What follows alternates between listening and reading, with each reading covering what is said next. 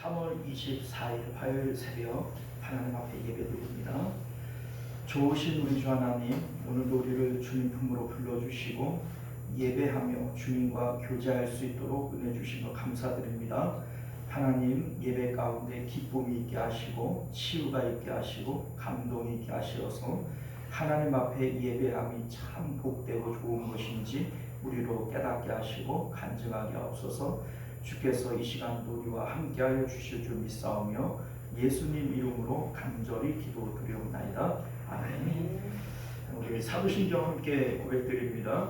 전능하사 천지를 만드신 하나님 아버지를 내가 믿사오며 그 외아들 우리 주 예수 그리스도를 믿사오니 이는 성령으로 잉태하사 동정녀 마리아에게 나시고 본디오 빌라도에게 고난을 받으사 십자가에 못 박혀 죽으시고 장사한 지 사흘 만에 죽은 자 가운데서 다시 살아나시며 하늘에 오르사 전능하신 하나님 우편에 앉아 계시다가 저리로서 산자와 죽은 자를 심판하러 오시리라. 성령을 믿사오며 거룩한 공예와 성도가 서로 교통하는 것과 죄를 사하여 주시는 것과 몸이 다시 사는 것과 영원히 사는 것을 믿사옵나이다. 아멘. 자, 우리 찬송가 274장, 찬송가 274장 함께 찬송하겠습니다. 나의 난 것 죄뿐이니 주 예수께 비옵기는, 함께 찬송합니다. 나의 난 것 죄뿐이니 주 예수께 비옵기니 나의 몸과 나의 마음 깨끗하게 하옵소서. 물 가지고 날 씻든지 불 가지고 태우든지 내 한가방 다 닦으사 내 모든 죄 멸하소서. 내 어두운 눈 밝히시니 참 기쁘고 고마우나 그보다도 원하오니 정결한 마음 주옵소서. 물 가지고 날 씻든지 불 가지고 태우든지 내 한가방 다 닦으사 내 모든 죄 멸하소서. 정결한 마음 그 속에서 질병한 빛 비치오니 이러한 마음 나와두면 눈까지도 밝으리라. 물 가지고 날 씻든지 불 가지고 태우든지 내 한가방 다 닦으사 내 모든 죄 멸하소서. 못된 행실 다 고치고 악한 생각 다 버려도 주 앞에서 정결하고 자랑치는 못하리라. 물 가지고 날 씻든지 불 가지고 태우든지 내 한가방 다 닦으사 내 모든 죄 멸하소서. 할렐루야. 자, 우리 하나님 말씀 봅니다. 히브리서 9장 9절에서 15절까지 말씀 우리 함께 교독하여 읽겠습니다. 9장 9절에서 15절까지 교독하겠습니다. 이 장막은 현재까지의 비유니 이에 따라 드리는 예물과 제사는 섬기는 자를 그 양심상 온전하게 할 수 없나니 이런 것은 먹고 마시는 것과 물을 가지시는 것과 함께 죄인을 명하며 그에게 갈자를 거느니라 한 것이다. 그리스도께서는 장래 좋은 일의 대제사장으로 오사 손으로 짓지 아니한 것 곧 이 창조에 속하지 아니한 더 크고 온전한 장막으로 말미암아 염소와 소를 합치지 아니하고 오직 자기의 피로 영원한 속죄함을 염소와 항소의 피와 및 암송아지의 죄를 부정한 자에게 뿌려 그 육체를 정결하게 하여 거룩하게 하거든.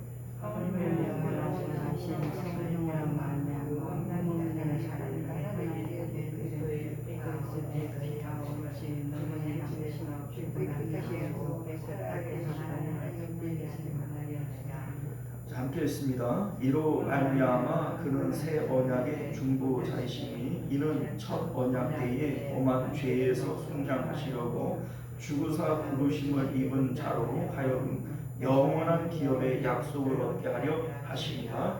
아멘.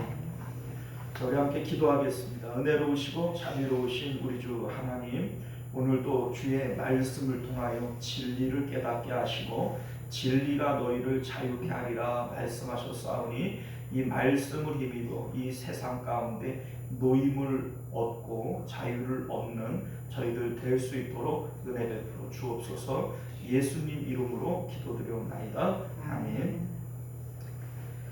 자, 오늘 우리는요 함께 읽은 본문의 말씀을 중심으로 죄의 저주를 끊는 원리라고 하는 제목으로 하나님 말씀 나누도록 하겠습니다. 죄의 저주를 끊는 원리. 죄의 저주란 죄로 인해 우리에게 임하는 불행과 재앙을 의미합니다. 불행과 재앙의 핵심은 하나님과의 연결이 끊어진 거예요. 우리가 천국은 눈물이 없고 슬픔이 없는 곳이기 때문에 천국이다, 좋은 곳이니까 천국이다, 이렇게 생각을 하지만 착각입니다. 천국은 하나님이 계시기 때문에 좋은 곳이지 좋은 곳이기 때문에 천국은 아니라는 겁니다. 자, 마찬가지로 저주라고 하는 것은 하나님으로부터 끊어짐으로써 저주는 하나님과 끊어짐으로 인해 우리에게 나타나는 불행과 재앙인 것이지 불행과 재앙 때문에 이것을 저주라고 얘기하지 않아요. 그러니까 핵심적인 것은 하나님과의 끊어짐이라고 하는 거죠. 뭐 이를테면 우리가 이제 요백에나 요세덱에나 여러 가지 불행과 재앙이 임해요. 그러나 그것은 저주는 아니죠. 그러니까 저주라고 하는 것 자체가 하나님과의 끊어짐을 얘기하는 것이지 그로 인한 어떤 그 뭡니까 불행과 또 슬픔 이러한 것을 저주라고 하는 것은 아니다. 이것을 믿으실 수 있기를 바라요. 자, 구약 시대에는 이 죄를 용서받기 위해서 성전과 성전의 제사와 대제사장이 필요했던 것이죠. 히브리서 기자는 이와 관련해서 9장에서 말씀을 이어가고 있는 겁니다. 성소와 지성소에서 대제사장과 제사장이 하는 역할에 대해서 9장에서 계속해서 언급하고 있어요. 자, 성전은 하나님의 이름을 두시려고 하나님이 세우신 곳이에요. 자, 그러므로 선민이 성전을 가지고 있다라고 하는 것은 하나님의 하늘에 계신 하나님과 함께 있다라고 하는 것을 의미하는 것이죠. 자, 그러나 이것이 단순히 건물로서 성전을 가지고 있기 때문에 하나님이 우리와 함께 하시는 것이다, 이것은 아니에요. 성전이라고 하는 이 상징적인 것을 통해서 마음을 하나님께 드림으로써 하나님과 함께 할 수 있는 이것이 바로 성전의 의미인 것을 믿으실 수 있기를 바랍니다. 자, 오늘 본문은 이러한 내용들을 쭉 언급을 하고 있는 것인데 1절부터 5절까지는 성소와 지성소의 구조와 또 내용에 대해서 말씀하고 있고요. 6절에서 10절까지는 제사장과 대제사장의 사역에 대해서 말씀하면서 특별히 대제사장이 1년에 한 번 지성소에 들어가는 것에 대한 것을 언급하고 있어요. 이러한 제사장과 이 대제사장의 사역은 선민으로 하여금 죄를 용서받게 함으로써 하나님과 연합하게 하기 위한, 즉 임마누엘을 위한 것이다 라고 하는 것이죠. 자, 그런데 결론적으로 말씀드리면 구약의 백성들은 하나님과 함께하는 것을 실패했어요. 임마누엘에 실패했죠. 앞에서는 안식에 들어가지 못했다 이렇게 표현을 했는데 11절 이하를 보게 되어지면 구약의 제사장들이 실패한 하나님과 함께하는 이 일을 성공시키고 임마누엘을 누리게 하신 분이 누구냐? 바로 대제사장이신 예수님이시다. 이것을 지금 얘기를 하고 있는 것이죠. 임마누엘이라고 하는 것은 하나님과 함께함으로 인해서 죄의 저주가 끊어진 상태를 얘기를 하고 있는 겁니다. 자, 한편 우리 9절을 보게 되어지면 히브리서 기자는 구약의 성전의 구조와 여러 가지 예법에 대해서 현재까지의 이건 비유다. 구약의 성전과 또 여러 가지 제사법과 이러한 예법들은 예수님의 십자가 사역에 대한 비유일 뿐이다. 우리 이제 앞에서는 그림자다, 모형이다 뭐 이런 표현도 썼습니다만 여기서는 하나의 비유다 이렇게 말씀을 합니다. 자, 그래서 우리 이제 제사장들이 드리는 예물과 제사는 섬기는 자를 그 양심상 온전하게 할 수 없다. 양심상 온전하게 할 수 없다. 이런 얘기를 하고요. 14절을 보면 예수님께서 대제사장이 되어서 십자가에서 행하신 이 제사는 성령으로 말미암아 너희 양심을 죽은 행실에서 깨끗하게 하실 수 있다. 이런 얘기를 해요. 9절과 14절에서 계속해서 이 양심에 대한 얘기를 하고 있는데 양심에 대해서 거듭 말씀하고 있는 이유는 죄의 저주에서 풀려나 임마누엘을 이루게 하는 이 실질적인 일들은 우리 마음에서 일어나기 때문에 그래요. 자, 그래서 이 양심이라고 하는 것을 거듭 언급하고 있는데 결국 이제 이 양심도 마음에 있는 것이고 우리 죄도 마음에 있는 것이고 또 임마누엘도 마음에서 이루어지는 것이죠. 이것을 이제 그 히브리서 기자는 주목해서 말씀하고 있는 겁니다. 자, 그렇다면 구약의 성전과 제사는 무엇을 위한 것이냐? 우리 9절과 10절 말씀을 보면요, 그 행위로는 육체의 예법일 뿐이고 하나의 비유일 뿐이다. 이런 얘기를 하는 것이죠. 자, 무엇에 대한 비유냐? 사람의 마음과 양심에 대한 비유를 얘기를 하는 겁니다. 자, 이제 여기서 먼저 양심이라고 하는 것은 우리가 이제 양심도 없어 뭐 이렇게 얘기를 할 때 이런 양심의 개념이 아니고 하나님과의 거리를 측정하는 역할을 하는 이게 바로 양심입니다. 자, 이를테면 지금 내 마음 가운데 하나님이 없어요. 지금 내가 하나님으로부터 멀어져 있어요. 자, 그런데 선한 양심이라고 얘기를 하는 것은 하나님과 내가 멀어져 있구나, 내가 죄와 가까이 있구나 라고 하는 것을 깨닫게 되어지는 것이 이게 바로 양심이 하는 역할이라는 것이죠. 자, 그런데 더러운 양심은 뭐냐? 하나님과 멀리 있으면서도 그 멀리 있다라고 하는 것을 깨닫지 못하고 측정해내지를 못하는 거예요. 이게 바로 더러운 양심이고 이게 이제 망가진 양심이 되어지는 것이죠. 자, 성전은 우리 마음을 본따서 만든 것이다. 이런 말씀을 여러 번 드렸는데요. 2절 말씀을 보게 되어지면 성소에 있는 기물들에 대한 얘기를 해요. 우리가 알다시피 성전은 성소와 지성소로 나누어지고 이 성소 안에는 등대와 떡상과 분향단이 있어요. 자, 그런데 오늘 히브리서 기자는 4절 말씀을 보면 금향로 즉 분향단이 언약궤와 함께 지성소에 있는 것으로 묘사를 하고 있어요. 사실 이게 들어갔다 나왔다 하는 것도 아니고 분향단은 분명히 성소에 있는 것이지 지성소에 있는 게 아니에요. 지성소 안에는 오직 법궤만 있어요. 자, 그런데 히브리서 기자가 이거를 몰라서 이렇게 쓴 것이 아니에요.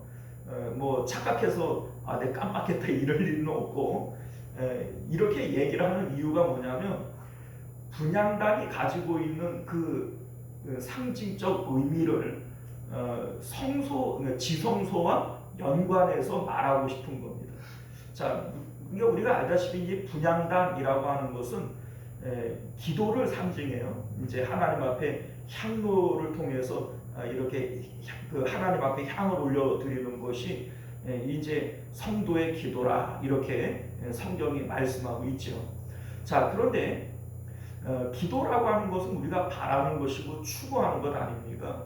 그래서 이 향로가 지성소 안에 있다라고 얘기를 하고 있는 이유는 마음의 기능의 가장 대표적인, 가장 특징적인 기능이 추구함이다. 이거를 강조하기 위해서 이렇게 위치를 바꿔서 얘기를 하는 겁니다. 자, 그러니까 사람이 이제 무엇으로 살아가는가, 뭔가 바라는 게 있고 원하는 게 있고 추구하는 게 있을 때 사람이 살아가지 않습니까? 소위 아무런 소망이 없고 사는 낙이 없고 이런 사람은 살아요, 못 살아요? 못 살죠. 그러니까 결국은 추구함이 마음의 대표적인 기능이라는 거예요. 자, 그래서 이 분향단에 대해서 지성소에 있는 것이다, 이렇게 설명을 하고 있는 겁니다. 자, 이건 이제 뒤에 나오는 내용에 대한 포석이죠. 이렇게 바꾸어서 이렇게 얘기를 하는 것은 히브리서 기자가 강조하여 말하고 싶은 내용이 따로 있다는 얘기예요. 자, 그런데 우리가 이제 4절을 보게 되어지면 이제 법궤 안에 세 가지 성물에 대한 얘기를 해요. 그러니까 지성소에 있는, 그러니까 성소에 있는 것들을 얘기를 하고 지성소에 있는 것들을 얘기를 하면서 원래는 분향단은 성소에 있지만 지성소에 있다, 이렇게 얘기를 하면서 지성소 안에 우리가 알다시피 언약궤가 있지 않습니까? 이 언약궤 안에 세 가지 또 이 성물들이 있다, 이 얘기를 하고 있는데, 우리 이제 만나가 들어있는 금 항아리가 있다, 우리가 이미 알고 있는 내용이죠. 자, 그런데 이 언약궤 안에 있는 이 세 가지 성물이 우리에게 상징하는 것이 뭐냐면, 하나님께서 우리와 관계할 때에 하나님은 어떤 분이시냐, 우리에게 어떻게 역사하시느냐, 이것을 보여주는 것이 이 세 가지 성물의 이 상징성이라는 겁니다. 자, 이를테면 만나라고 하는 게 뭐예요? 광야에서 하나님께서 주어서 먹게 하신 것인데, 본래 광야는 먹을 것이 없고 마실 것이 없고 사람이 살 수 있는 것이 아닙니다. 자, 그런데 하나님께서 이들에게 만나를 주어서 40년 동안 죽지 않고 살게 하셨다는 것이죠. 이것이 상징하는 바가 뭐냐면 하나님께서 우리 삶을 책임지신다는 거예요. 그러니까 사람은 떡으로 사는 것이 아니라 하나님의 말씀으로 사는 것이고 하나님으로 사는 것이다, 이 말씀을 하시는 것이고, 예수님께서도 동일한 말씀하시지 않습니까? 너희가 무엇을 먹을까 마실까 입을까 염려할 것 없다. 이거 이방인들이 염려하는 것이지 너희는 오직 그의 나라와 그의 의를 구하라. 하나님만 추구하면 된다. 이 추구함을 얘기를 하고 있는 거예요. 그래서 이 분향단이 지성소에 있다, 이렇게 얘기를 하는 것은 이러한 내용에 대한 포석이죠. 사람이 무엇을 추구하느냐, 이게 마음의 핵심적 기능인데, 우리는 언약궤 안에 있는 이것들을 추구하며 살아가야 되는 것이다. 지금 이 얘기를 하고 싶은 겁니다. 자, 그래서 우리는 오직 그의 나라와 그의 의, 하나님을 추구하고 살아가게 되어질 때 하나님께서 우리의 삶을 책임지신다. 이것이 이 만나 항아리가 우리에게 주는 상징성이라는 겁니다. 법궤 안에는 아론의 쌍난 지팡이가 있어요. 자, 이 쌍난 지팡이는 하나님께서 내 삶을 주도적으로 인도하신다. 하나님께서 주도권을 가지신다라고 하는 것을 상징하는 겁니다. 소위 내가 이제 주님의 백성이 되어졌다라고 하는 것이 한다면 이제는 내가 내 뜻과 내 계획을 따라 내 삶의 주인이 내가 되어져서 내가 주도적으로 살아가는 존재가 되어지는 게 아니죠. 자, 이 아론의 쌍난 지팡이가 어떻게 만들어진 것인지를 여러분들 아실 거예요. 아론이 대제사장이 됐어요. 그러니까 특별히 이제 그 레위 지파 가운데에서 이 아론보다도 학렬이 높은 이런 사람들이 있죠. 그러니까 이제 뭐 대표적으로는 그 고라 자손이라든지 뭐 이런 이제 뭐 다른 부족들도 역시 마찬가지잖아요. 네가 뭔데 대제사장이야? 뭐 이런 그런 어떤 불만들이 있을 수 있죠. 자, 이에 대해서 하나님께서 그러면 내 뜻이 무엇인지를 보여주겠다. 이런 말씀을 하시면서 이제 모든 지파의 그 부족장들의 지팡이를 한 곳에 모아두게 하고 다음날 보니까는 이 아론의 지팡이에만 싹이 돋고 잎이 열리고 살구나무의 열매가 열려지게 되는 것을 보게 되어지죠. 자, 그러니까 누가 주도하시는 거예요? 하나님이 주도하시는 거예요. 내가 택했고 내 뜻대로다. 이걸 보여주는 것이 아론의 쌍난 지팡이라는 겁니다. 자, 그러니까 하나님께서 우리와 임마누엘 할 때, 우리와 함께하게 되어질 때 하나님은 우리 안에서 어떻게 관계하시고 역사하시는가? 하나님께서 주도적으로 역사하신다는 거예요. 내 뜻이 아니라 하나님의 뜻대로 하나님께 매여서 살아가는 존재, 이게 바로 선민이다. 이거를 보여주고 있는 것이죠.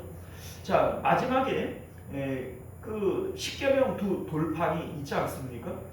이건 뭐 너무나도 뭐 쉬운 내용이죠. 하나님의 말씀, 이 말씀은 하나님의 뜻이에요.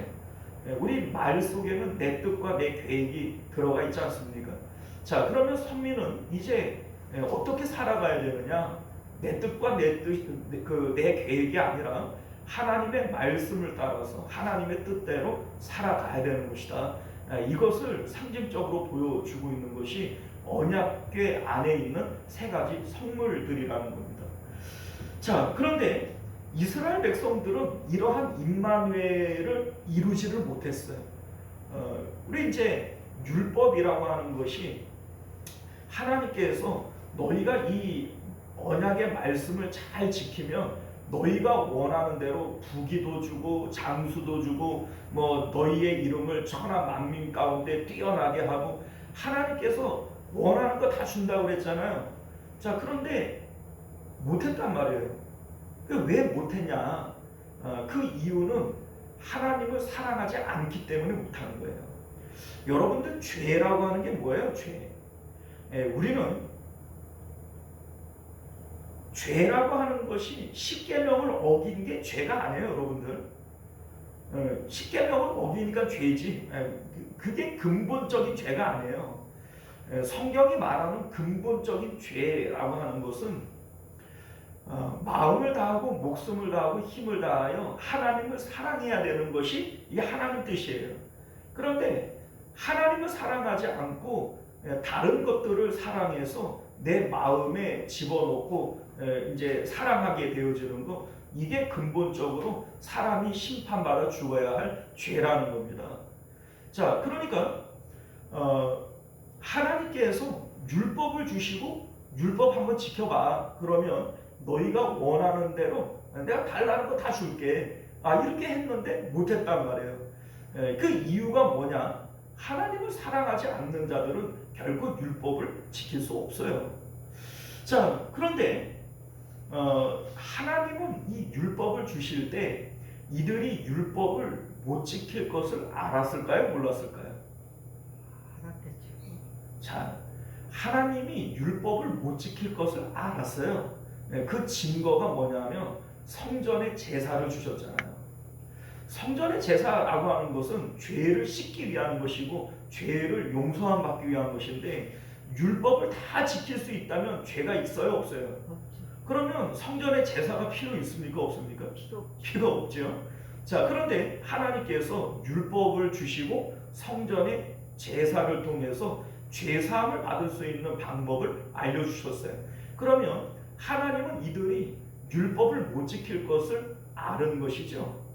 자, 그러면 하나님께서는 어차피 지키지도 못할 율법을 왜 주신 것일까? 이 죄를 깨달으라고 주신 것이라고요.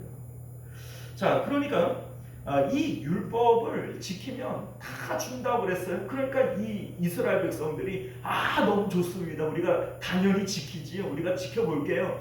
이렇게 했는데 지켰어요? 못 지켰어요? 못 지켰어요. 그러니까 이걸 아무리 지키려고 해도 못 지키겠단 말이에요. 이유가 뭔가 우리 마음 가운데 하나님이 아닌 다른 것들이 들어와 있구나. 아버지나 어머니나 아들이나 딸이나 집이나 전토나 나라 사랑하는 마음이나 이러한 여러 가지 하나님 말고 사랑하는 것들이 내 마음 가운데 들어와 있을 때에는 절대로 율법을 지킬 수가 없는 것이죠. 우리 십계명을 보게 되어지면 나 외에 다른 신을 섬기지 말라 이렇게 얘기를 했는데 다른 신이 뭐예요? 내가 사랑해서 내가 좋아해서 내 마음 지성소 안에 들어와 있는 게 이게 다른 신이고 우상이에요. 자, 그런데 왜 내가 십계명에 있는 내용들을 못 지키냐? 내 마음에 다른 신이 들어와 있는데 그걸 어떻게 지켜요?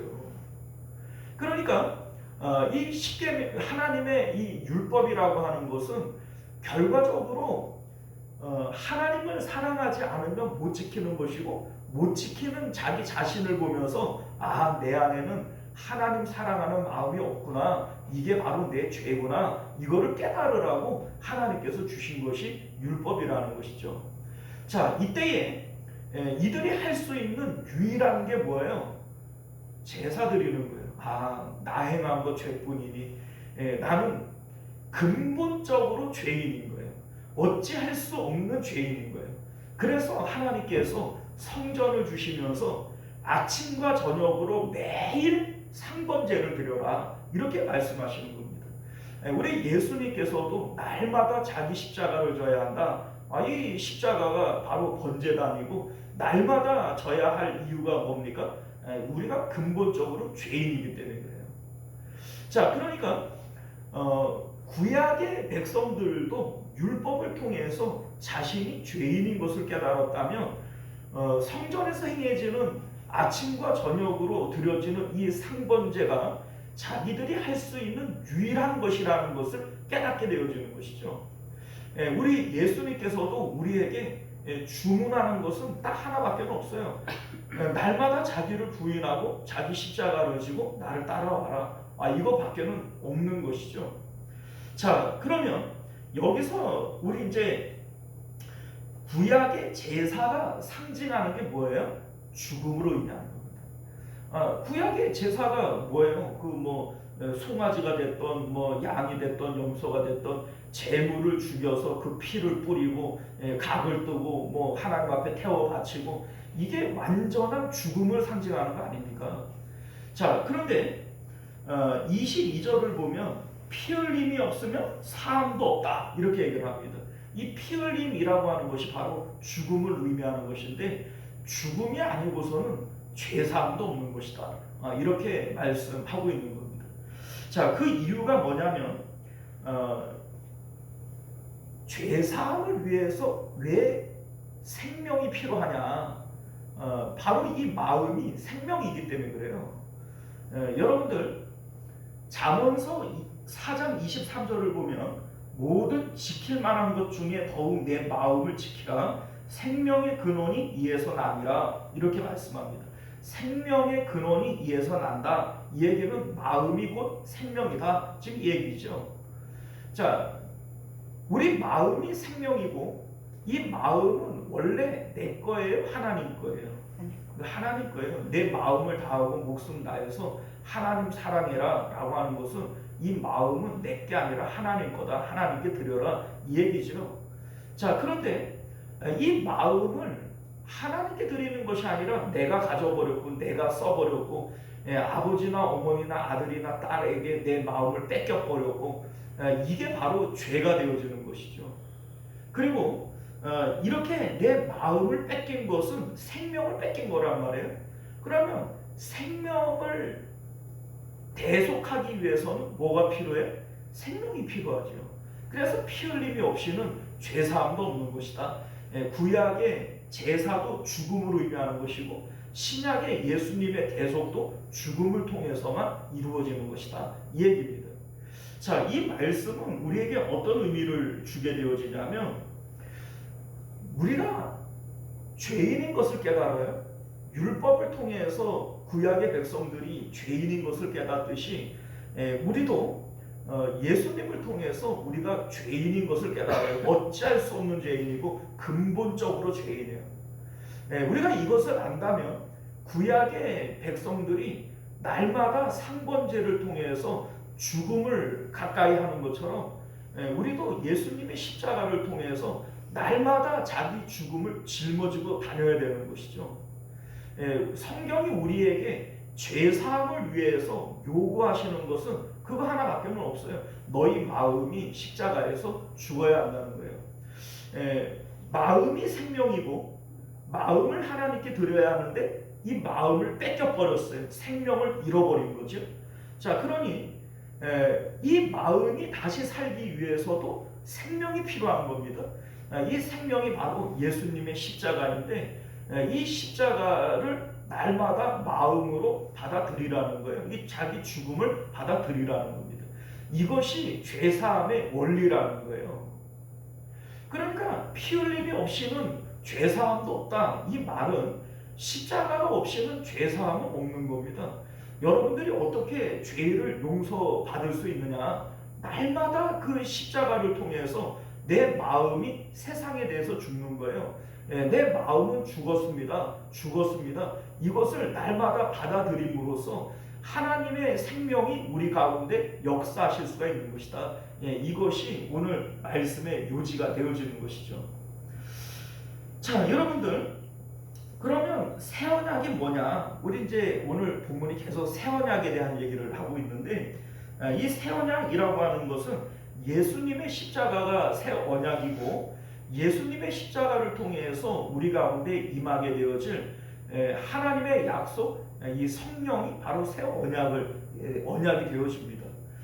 자, 우리가 십자가를 통해서 세상에 대해서 죽고 내가 죽었습니다. 내 마음은 죽었습니다. 이것을 고백하게 되어질 때 우리 마음은 예수님을 따라서 하늘로 올라가게 되어지고 하나님을 가지게 되어져요. 그리고 약속을 따라서 성령님께서 우리 안에 들어오시게 되어지는데 이 성령님께서 우리 마음 가운데에서 하나님을 보게 만들고 하나님을 가지게 만들어요. 그러니까 뭐 예수님께서 너희 의가 서기관과 바리새인만 못하면 그 결단코 천국에 못 들어간다, 이런 말씀을 하시는데 사실 우리는 그렇게 못 살잖아요.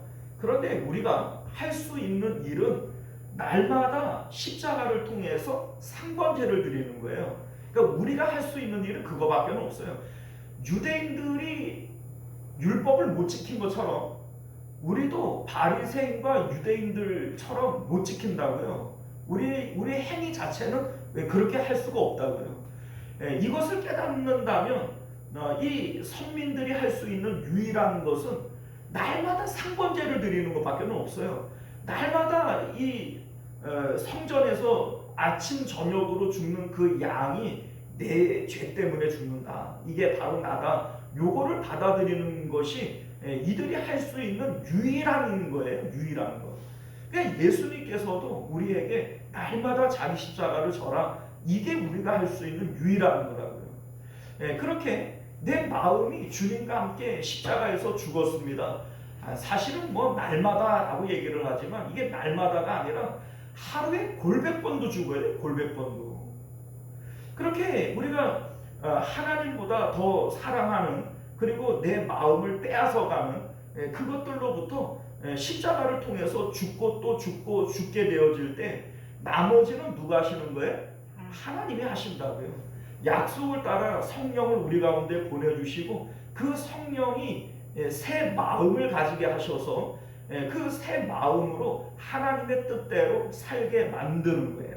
이게 바로 새 언약의 내용인 것을 믿으실 수 있기를 바랍니다. 사랑하는 성도 여러분, 이제 말씀을 맺도록 하겠습니다. 죄의 저주를 끊는 원리가 뭡니까? 죽음이지요. 성전에서 어린 양이 죽듯이 십자가에서 우리는 날마다 상번제를 드리는 거예요. 성전에서 날마다 상번제가 드려지듯이 예수님의 십자가 번제단에서 우리는 날마다 상번제를 드리는 겁니다. 이렇게 되어질 때 선민이 할 수 있는 유일한 것은 하나님 앞에 날마다 제사 드리는 것밖에 없어요. 그 상번제를 통해서 하나님께서 역사하기 시작을 하시는 겁니다.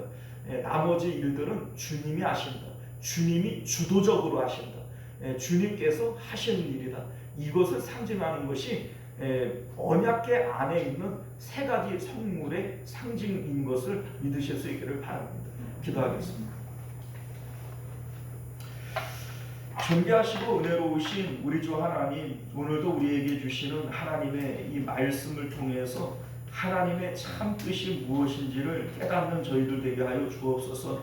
율법을 주신 것은 죄를 깨닫게 하기 위함이요, 이것을 깨닫는 자들은 날마다 성전에서 드려지는 상번제에 자기의 마음을 드릴 수밖에 없습니다. 나 가진 것 죄뿐이니 그러니 하나님 앞에 날마다 내가 죽습니다. 이것이 구약의 백성들에게도 신약의 우리들에게도 동일하게 요구하시는 하나님의 뜻인 것을 믿게 하여 주옵소서.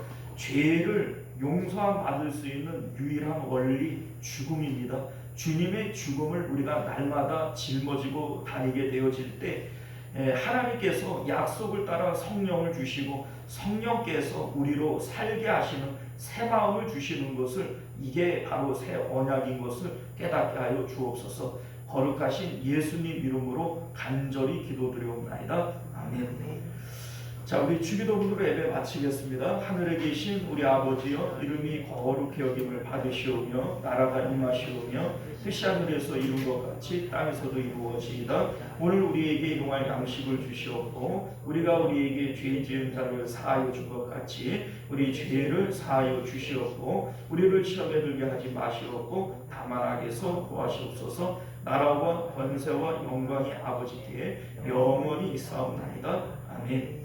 자, 우리 계속해서 함께 기도하실 때 말씀을 기억하시며 기도하시길 바랍니다. 우리 주여 한번 외치고 기도하겠습니다. 주여, 은혜로우신 우리 하나님 감사합니다. 오늘도 우리에게 주신